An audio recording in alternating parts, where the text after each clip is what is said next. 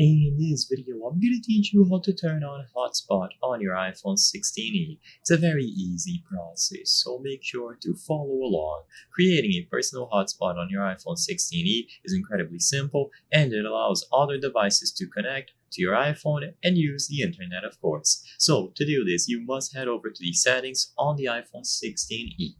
Inside of the settings, you will find Personal Hotspot at the top. If you don't see it, use the search function, but it should be on this very first category when you open the settings. So tap on Personal Hotspot and you will be able to set it up according to your preferences. You can enable or disable it by choosing this option here. So this toggle, allow others to join, will enable or disable the hotspot. And of course, you can configure a password. So if you are in a public area, it is highly recommended that you do this, or else random people could go into your network. So if you tap on Wi-Fi password, you can configure it here.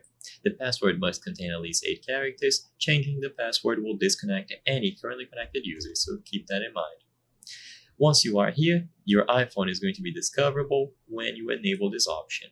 So, upon enabling it, other people will see the iPhone according to how it is set up. You might get this message, Wi-Fi and Bluetooth are off. So, if needed, enable Wi-Fi and Bluetooth on your device before proceeding. Otherwise, people will only be able to access this using a USB. Upon enabling Wi-Fi and Bluetooth, the option will be available, and you are going to get instructions on how to connect other devices into this iPhone's personal hotspot. To connect using Wi-Fi, choose iPhone from the Wi-Fi settings on your computer or other device. To connect using Bluetooth, pair the iPhone with your device. On the phone, tap pair and then connect.